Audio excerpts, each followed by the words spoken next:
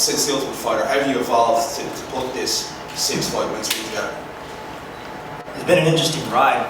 Just making sure that I fix my mistakes. My fight against Michael Johnson, I really wasn't prepared for that.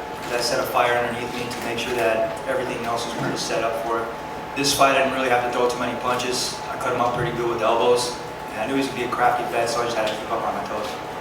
Tony, can you just talk just a little bit? We talked about that Josh was a tough guy to finish when we talked to the other day, and that proved to be the case.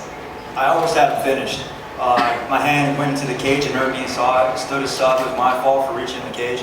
If I saw him, he wasn't there for a while. His eyes were kind of crossed, and when I went for the kill, it was really slippery. The blood was going down, and even my triangle, I could feel the blood just like dripping on me, and it was kind of crazy. So I got to go back and work on some of those things. You can't really prepare for that inside the, the practice room, but something to think about. We also talked about not needing mat time anymore, and I know you mentioned that with John Anik inside the cage, but so how do you use this going forward, and being able to spend 15 minutes in there with a guy like that, and just kind of work on things, and tell us about using that going forward.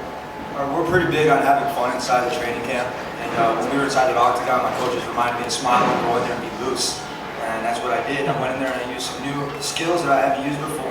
Usually I'm all about just punches and kicks. This time it's a lot of front teeps, testing his conditioning, and using some elbows, and I cut him off pretty good with the elbows. And I did some cool stuff. I did a flip, I guess, in there in the first round, which is pretty cool, creative. I'm all about that, being original and setting the standard, and we're pushing the pace for there.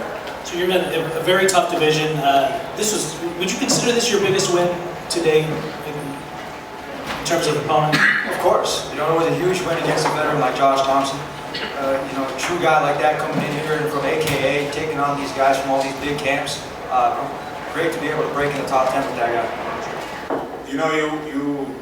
We're pretty sure you're going to wake up on Monday and you're going to be on the top 10.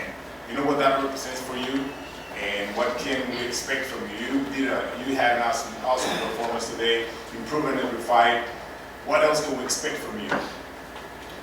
You can expect directness, actually. I know breaking into the top 10 is going to scare the crap out of these guys. They don't know what to expect from me. From what I hear, there's a lot of people that are on the injured list.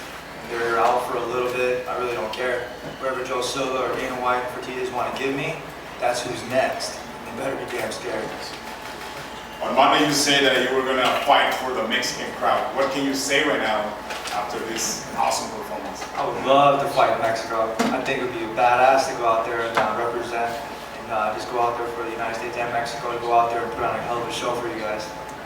For Kukui, allow us to play matchmaker. Maybe a lot of people want to match you up maybe against Eddie Alvarez, being that he's coming off a win 3 weeks ago. Is that something that interests you? Of course. As soon as I get cleared, I'll be back on there in training. I'm not one to stay away from the gym. Eddie Alvarez is a good fighter. I know he's here for a reason, but I'm here for a reason. That's to get that strap. And the champ knows who I am, and every person that's in the top 10 knows exactly why I'm after tonight.